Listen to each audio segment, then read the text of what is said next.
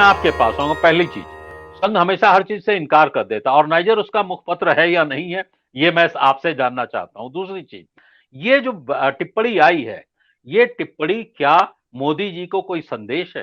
जी।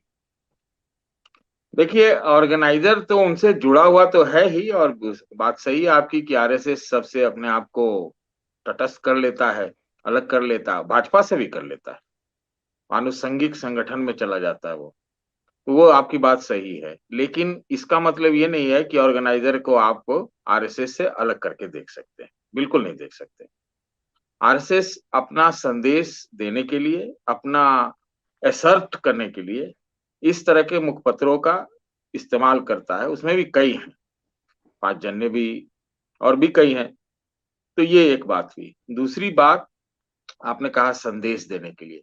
जी हाँ, मुझे लगता है कि संदेश देने के लिए ही है। संदेश देने के लिए, नहीं तो ऐसी बातें कहाँ छपती हैं। वो भी अच्छे व्यक्ति ने लिखा है जिनका नाम है, तो ये जरूर है कि कुछ न कुछ इसके पीछे है।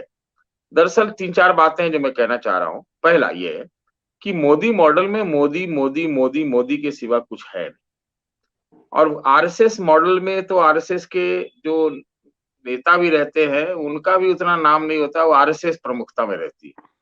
तो आरएसएस कभी अब 75 साल पूरे होने वाले हैं, और मोदी जी के भी 75 साल पूरे होने वाले हैं।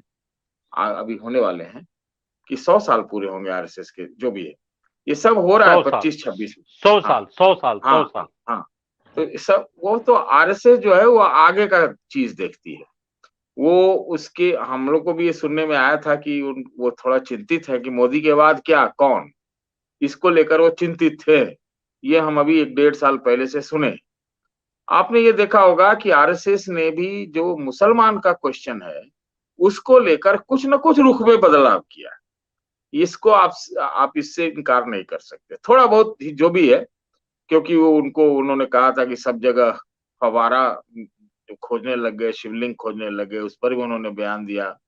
कुछ मुलाकातें भी मुस्लिम क्लेरजी से हुई।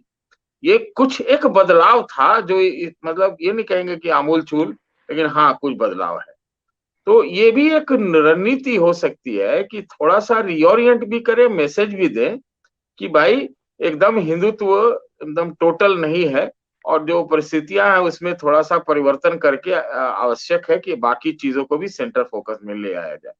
मैं ये जो मानता हूँ, या जो आरएसएस का जो अभी का ये आप समझिए मुखपत्र में जो आया है बात, उसका एक कारण इकोनॉमिक है, आर्थिक। आर्थिक को मैं बहुत ज्यादा मानता हूँ कि इंक्लूसिव ग्रोथ के जगह कहीं आरएसएस को ये तो नहीं लगता कि अभी सेलेक्टिव ग्रोथ और सेलेक्ट लोगों का ग्रोथ हो रहा है। तो उसमें क्या है कि साइनिंग इंडिया में हमने देखा था क्या हुआ था। तो ये उनकी चिंता का कारण हो सकता है, और शायद आगाह भी कर रहे हो कि भाई इंक्लूसिव वाले लोगों को इसमें लाइए, खाली सिलेक्टिव मत लाइए, जो राहुल गांधी भी कहते। तो ये तीसरी बात है। और मुझे इसका बहुत कारण समझ में आता है, क्योंकि क्या होता है कि अगर इकोनॉमिक रीजन हो तो हिंदू कास्ट ऑर्डर ऐसा है कि आप कितना भी जोड़ पाए हिंदुत्व से, लेकिन पेट का सवाल तो आ ही जाता है ना। तो वो इकोनॉमिक रीजन में चला जाता है, और उसके बाद जो होता है वो हिंदुत्व जो है मेरे ख्याल से कमजोर होता है। फिर वो चीजें जो है एग्जिस्टेंशियल्स का, इकोनॉमिक का, हमारा सेहत का, इकोनॉमिक सेहत का, ये बहुत महत्वपूर्ण हो जाता है। तो मुझे लगता है ये भी एक मैसेज है कि जो हेडलाइन ग्रोथ के जो नंबर्स होते हैं उससे हट करके इंक्लूसिव ग्रोथ के नंबर्स पर भी ध्यान देना आवश्यक है।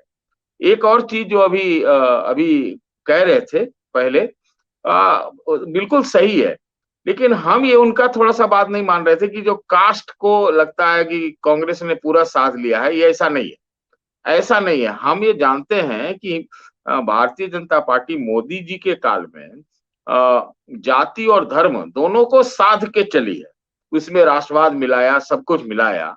तो ये नहीं है कि वो उनका कास्ट में उनका पेनिट्रेशन नहीं है, सिर्फ वो हिंदुत्व के बदले के चलते ही उत्तर प्रदेश में काबिज नहीं है। उसमें उनका कास्ट कॉम्बिनेशन और कास्ट इक्वेशन भी है।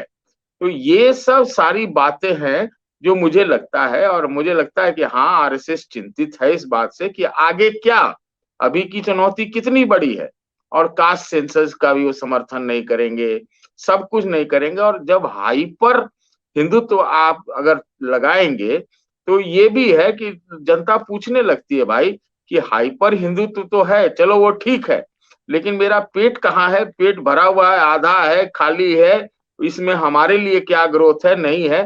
तो मुझे ये लगता है कि एक टाइम बाउंड और एक ऐन मौके पर भाजपा को मैसेज है और आगे की पटकथा लिखी जा रही है। आरएसएस अपने आप को मोदी काल में मोदित्व के बीच में एसर्ट भी कर रहा है, ऐसा मुझे लगता है।